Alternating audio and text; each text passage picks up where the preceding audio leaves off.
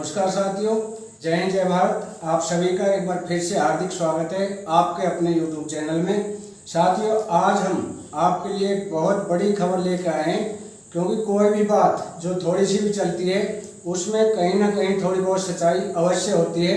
और ये बात बहुत पहले चली थी कि 8वें वेतन आयोग का लाभ किसी भी भूतपूर्व सैनिक को नहीं दिया जाएगा, यानी 31 दिसंबर 2025 से पहले या बाद में जो भी रिटायरमेंट है उनको 8वें वेतन आयोग का लाभ नहीं मिलेगा। ये बात चली थी, लेकिन गवर्नमेंट ने लोगों से छुपाया। तो उसी पे मैं आप बताऊंगा, पूरी डिटेल बताऊंगा कि इसके उसमें सुप्रीम कोर्ट में गवर्नमेंट चलेगी। तो आप जो ये देख रहे हैं कि pension validation rule finance act 2023 को माननीय सुप्रीम कोर्ट में चैलेंज कर दिया पेंशनर एसोसिएशन ने। आई बड़ी खबर, यानी कि जो हमारी पेंशन एसोसिएशन है इसने सुप्रीम कोर्ट में इस रूल को चैलेंज कर दिया है। इस पर बहुत बड़ी खबर है, मैं आपको डॉक्यूमेंट दिखाकर प्रूफ दिखाऊंगा। अगला है, क्या सरकार ने सब कुछ पब्लिक से छुपाया, अपना सच सही नहीं बताया। और आगे हम बात करेंगे, अगली हमारी अपडेट होगी कि क्या अब फिर से पेंशनर्स को 8 CPC के मुद्दे पर चिंतित होना पड़ेगा। और अगला हम बड़ी अपडेट है कि क्या पेंशनर्स को 8 CPC के लाभों से वंचित कर दिया जाना संभव होगा। और लास्ट हमारी न्यूज़ होगी जिस पर हम बात करेंगे, भूतपूर्व सैनिक संगठनों का आह्वान, जंतर मंतर पे करेंगे घेराव, रेल और रोड करेंगे बंद। इसी मुद्दे को लेकर जो हमारी सैनिक संगठन की है, सबका हर का साथ पंजाब की जो एसोसिएशन है, नई सैनिक संगठन समिति बनी है। इसमें लगभग 3 लाख भूतपूर्व सैनिक और 76,000 वीर नारियां हैं, जो कि जंतर मंतर पर 3 जुलाई को धरना करने जा रहे हैं। धरना प्रदर्शन करेंगे, भूख हड़ताल करेंगे। और यदि सरकार ने उनकी मांगें नहीं मानी तो रोड और रेल भी बंद करेंगे। तो ये थी हमारी अपडेट। अभी हम एक एक खबर प्रूफ के साथ आपको दिखाते हैं कि सरकार की पॉलिसी क्या है। तो सबसे बड़ी बात यह है कि सरकार ने पब्लिक से छुपाया, पूरा सच नहीं बताया।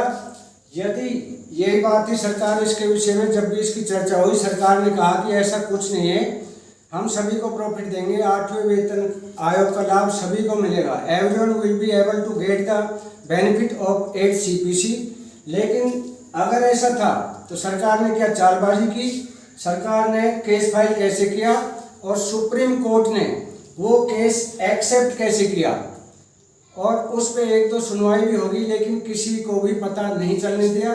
तो साथ ही बहुत बड़ी खबर है, सरकार की बहुत बड़ी चाल है।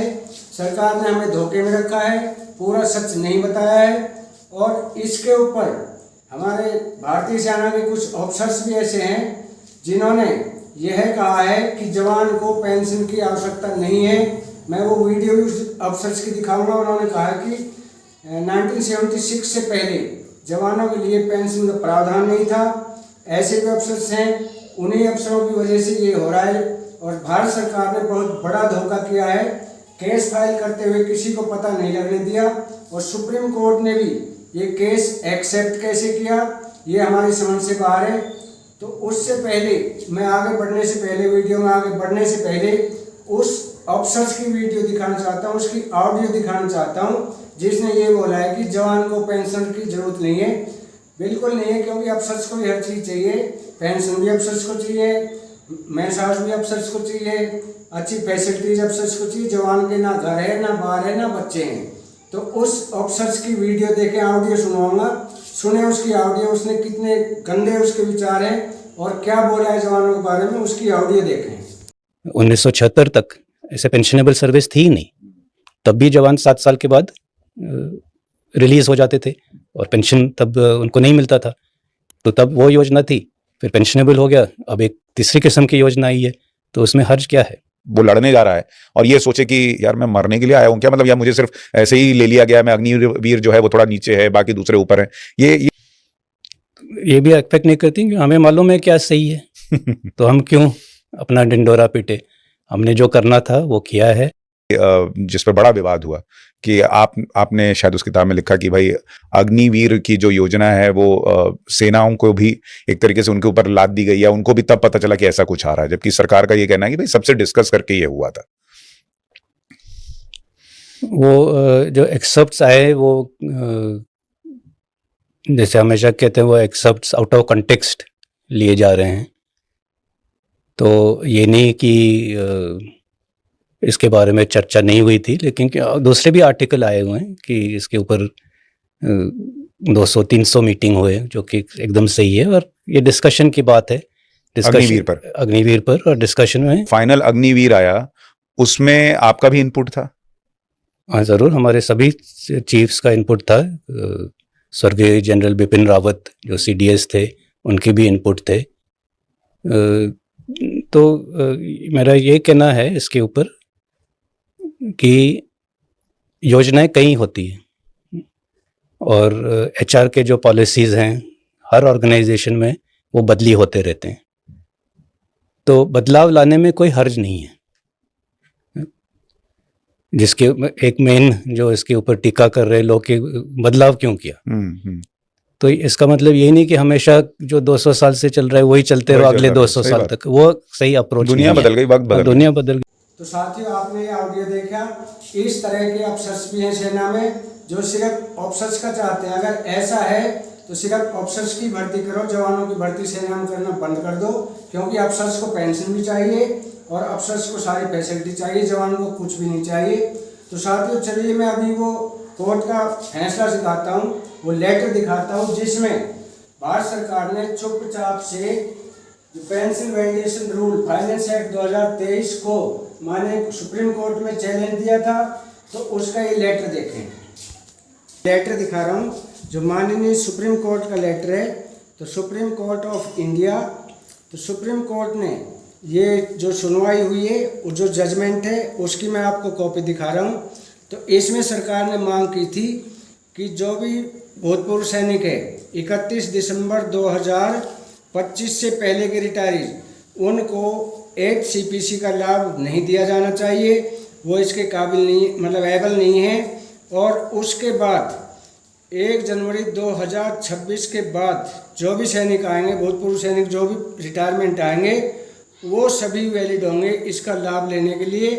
तो आप इस लेटर को ध्यानपूर्वक पढ़ें, ये पेटिशन डाली है और इसमें पेंशनर एसोसिएशन ने मतलब इस पे चैलेंज किया है इसको। जैसा कि आप देख रहे हैं, all India pensioner association versus union of India and government, तो ये एसोसिएशन ने इसको चैलेंज कर दिया है।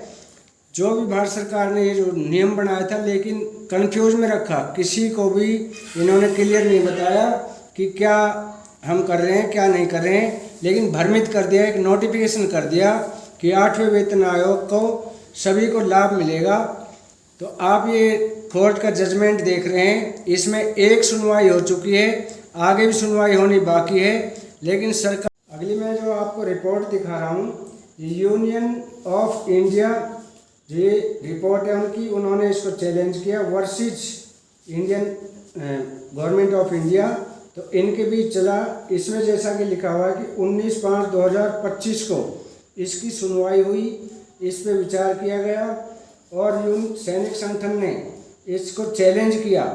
और ये जो पूरी रिपोर्ट है, आप इसका स्क्रीनशॉट भी ले सकते हैं। जैसा कि इसमें लिखा है, issue of approval vide letter number so and so, पूरा इसमें दिया हुआ है। तो साथ ही ये पेंशनर्स के साथ बहुत बड़ा धोखा है, बहुत बड़ी चाल है गवर्नमेंट की, और इस तरह की जो चाल है वो नहीं चलनी चाहिए।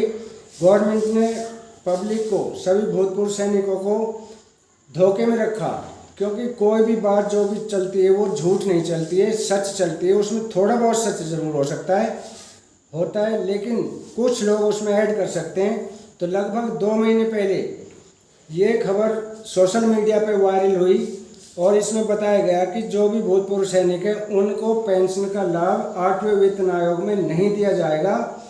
जब पब्लिक ने इसमें इंटरेस्ट लिया, सोशल मीडिया पे न्यूज़ आई, पब्लिक भड़क गई, तो गवर्नमेंट ने एक नोटिफिकेशन कर दिया कि ऐसा नहीं होगा, सभी इसके एबल हैं, सभी को यह 8वें वेतन आयोग का लाभ दिया जाएगा। और इधर चुपके जाकर उन्होंने पेंशन वैलिडेशन रूल जो फाइनेंस एक्ट 2023 है उसके तहत सुप्रीम कोर्ट में ये केस डाल दिया, फाइल कर दिया। और सुप्रीम कोर्ट ने भी क्यों एक्सेप्ट कर लिया, किसी को क्यों नहीं पता लगने दिया, ये एक बड़ी रहस्य की बात है। सरकार की क्या चाल है समझना बड़ा मुश्किल है।